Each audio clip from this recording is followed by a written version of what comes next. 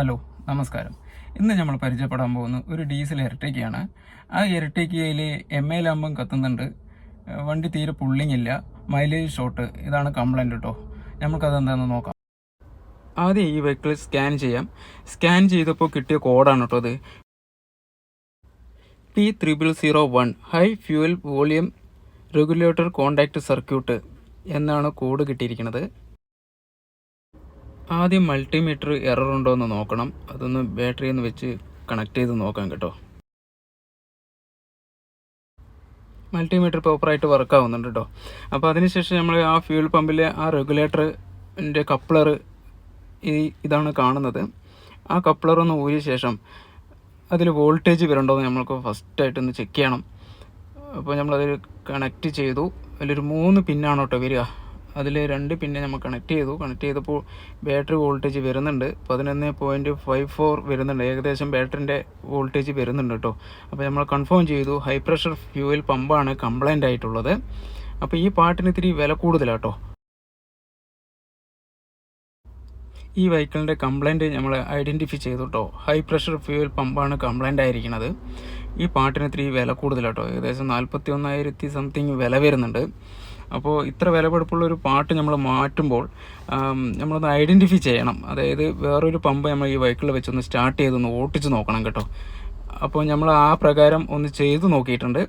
അപ്പോൾ complaint identify ആയി. എന്താ വെച്ച് കഴിഞ്ഞിട്ടുണ്ടെങ്കിൽ ഹൈ ഫ്യൂവൽ പ്രഷർ പമ്പ് തന്നെയാണ് കംപ്ലൈൻറ്റ്. കസ്റ്റമറിൻ്റെ റിക്വസ്റ്റ് പ്രകാരം പുതിയ പമ്പനെ നമ്മൾ മാറ്റിയിട്ടോ. ഏകദേശം 41,000 സംതിങ് രൂപ വില വരുന്നുണ്ട്. അപ്പോൾ നമ്മളത് മാറ്റിയിട്ടുണ്ട്. അഴിച്ചെടുത്ത ഭാഗങ്ങളൊക്കെ പ്രോപ്പറായിട്ട് ഫിക്സ് ചെയ്തു. അതിനുശേഷം എഞ്ചിൻ ഓയിൽ കൂളൻ്റ് എല്ലാം പാകത്തിനുണ്ടോ നോക്കിയിട്ടുണ്ട്. അപ്പോൾ അതെല്ലാം വൃത്തിയായിട്ടുണ്ട്. അതിനുശേഷം നമുക്ക് വെഹിക്കിളൊന്ന് സ്റ്റാർട്ട് ചെയ്ത് കുറച്ച് നേരം സ്റ്റാർട്ടിങ്ങിലിടണം കേട്ടോ. എന്താ ചോദിച്ചു കഴിഞ്ഞിട്ടുണ്ടെങ്കിൽ ഇതിൽ വാക്വം പമ്പിൽ കൂടെ ഓയിൽ ലീക്ക് ആവാൻ സാധ്യത കൂടുതലാണ് കേട്ടോ. അപ്പോൾ അതൊന്ന് വൃത്തിയായി ചെക്ക് ചെയ്യണം.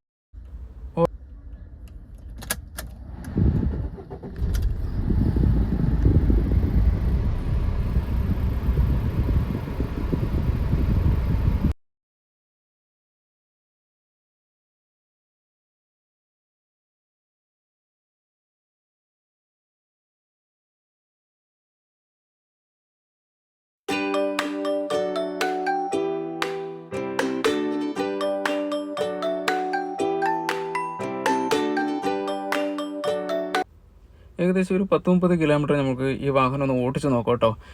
ഹൈ പ്രഷർ പമ്പ് മാറ്റിയത് കൊണ്ട് അതിൽ കൂടെ ഫ്യൂവൽ വല്ലത് ലീക്കുണ്ടോ എന്നുള്ളത് ചെക്ക് ചെയ്യാനാണ്.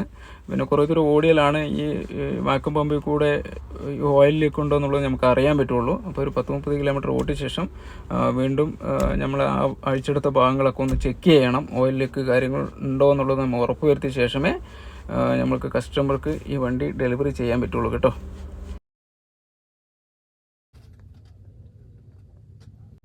നിങ്ങൾ എൻ്റെ ഈ വീഡിയോ ആദ്യമായിട്ടാണ് കാണുന്നതെങ്കിൽ സബ്സ്ക്രൈബ് ചെയ്യുക, ബെൽ ബട്ടൺ അമർത്തുക, ഷെയർ ചെയ്യുക. അടുത്ത വ്യത്യസ്തമായ വീഡിയോയുമായി ഇനിയും നമ്മൾക്ക് കാണാം. Thank you for watching.